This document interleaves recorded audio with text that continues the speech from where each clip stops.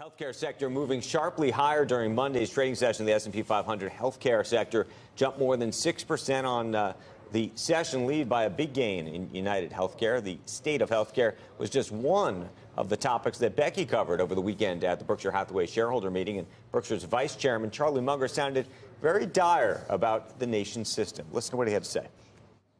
This system is out of control. The deductibles in ordinary corporate health insurance are ridiculous. If you're a poor family and you get a $5,000 bill for a baby, that you don't have medical insurance. They just changed the system. And then if you take the utterly unnecessary treatment where people find a way to tap into these government streams of money and do a lot of unnecessary work like prolonging inevitable death and all kinds of ghastly things they do. I would say we have a pretty disgusting system. Joining us right now to talk about that system is former Aetna chairman and CEO Ron Williams. He's the author of a new book. It's called Learning to Lead: The Journey of Leading Yourself, Leading Others, and Leading an Organization. And we want to get to talking about all of the lessons that you learned as a leader and for so many of our viewers who are leaders. But we do want to talk a little bit about the healthcare industry and really given the comments that Charlie Munger made. I mean, I think that that's the popular sentiment, that there is a serious problem. What the answer is clearly much more debatable. As Joe mentioned before the break, there's a question about whether it's a private sector solution, whether it's a public sector solution, whether there's something in between. You live this. What does it look like to you from here? Well, I would say that it looks like the best answers are public-private partnerships. And I think we have a good model in Medicare Advantage where the government sets the rules and the private sector goes to work competing to offer patients the best value. And so I think from my point of view, that's the model. I don't think that government-run health care itself is a good solution. If you think about the 160 million people who have employer-sponsored insurance, to destroy that system, move them into a government-sponsored program would be highly disruptive to about 18% of the country's GDP.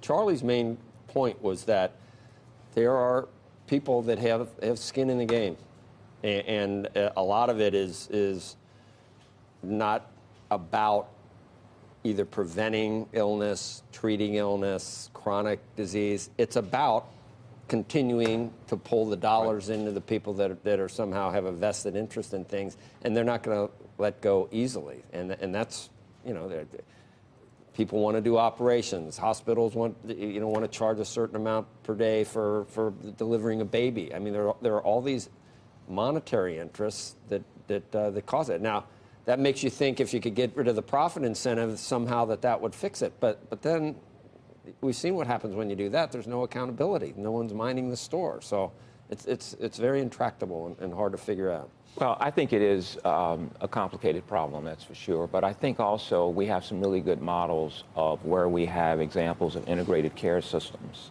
where we're using the data to actually eliminate the variability. Bad actors is a different problem. What would Medicare Advantage for all, not just for people, what is it, over 55 or what would that cost? Well, I really don't know, but the answer is it doable? A lot. It's not doable, is it? No, I don't think it is. So what do you mean Medicare Advantage is a system that works just for people? You're saying do it as a quasi system that works. Well, let's back up, because I'm not advocating Medicare for all in any form, fashion, or manner. Let's be clear about that. What I'm saying is that if you think about Medicare, you have Medicare as a government-sponsored fee-for-service system. Yes. Next to it, you have the private sector operating a set of health plans operating under the regulation and rules of Medicare. So the best role for the government is to set the rules, to make certain that people are treated fairly, they have consumer protections, and they're getting access to the services, and that there is no fraud and abuse. The best role for the private sector collectively is to manage that system and to be able to eliminate, working with physicians, the variability in the healthcare system, because a huge source of the waste comes from variability in care that is outside of the standards of care that a particular specialty group has established. Would that be fundamentally less profitable for the sector that you were part of? No, the answer is no. It wouldn't. No. Why do you think the stocks are reacting in such a manner? I think the stocks are reacting to enormous uncertainty. the stocks are reacting, I believe, to not solutions, but really slogans. No one really knows what Medicare for All means. It's all in the details. And I think what the stocks are reacting to is simply uncertainty, particularly among unsophisticated investors who don't really understand all the nuances of this. Is there one piece of the healthcare space that you've focused on and you said, you know what, that's just a complete waste? If we could just fix that one piece, that would be a big chunk of it. Well, I think one of the biggest things we can do to fix is to invest more in the primary care delivery system and prevention, and recognize that people need a primary care physician to think about their care end-to-end in collaboration with their specialists to make certain that the prescriptions that are written are not in conflict with each other among the different specialists. I think the biggest thing we can do is really focus on primary care and making certain that people have a relationship with the physician. So who are the worst actors right now, if you had to pick? I mean, can physicians still self-refer to some things that they own or for unneeded medical procedures? Can they churn their account like a stockbroker used to churn? Well, I think the answer is that in every profession, every area, you have bad actors. But I think systems of care is the best solution. There are systems of care. One of the companies I'm involved with is a private company, Agilon. We partner with 300 primary care physicians in Columbus, Ohio.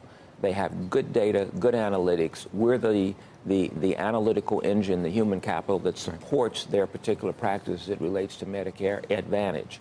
If you can get a system of care as opposed to a freelancer who I'll say is more of a cowboy or cowgirl, that's the way to really help improve the quality of care. I want to pivot the conversation for a moment to the book and this idea of leadership, because I think you went on a journey yourself as being a leader. And just tell the audience a little bit about that journey and what you learned, because I learned a lot from the book itself. Well, I think I would say that I grew up in a household where dinner table talk was not about writing plays or legal cases or about medicine. It was about how many cars my father parked or how many passengers there were on the bus. And so I had to figure out how to lead myself into a place that led to a professional career. Then once I got some traction, I needed to learn, how do you manage other people? And then ultimately I had to learn, how do you manage organizations? Now, the book's not only about my experiences. Right. It's about other executives who come from non-traditional backgrounds, some from very traditional backgrounds.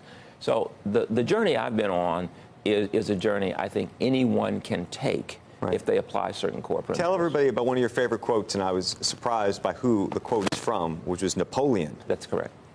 And I have to say that it's a quote I actually got from Ken Chenault. Ken's used it, and I thought it was terrific, that one of the purposes of the leader is to define reality and to give hope. And in a business setting, defining reality means you understand your competitive position in the marketplace, that you have accurately and realistically assessed what your strategy needs to be, that you have built a human capital plan of people around that strategy, that you've built a culture that supports that strategy, and that you are operationally executing and in communicating. That gives the organization enormous hope. I got to get you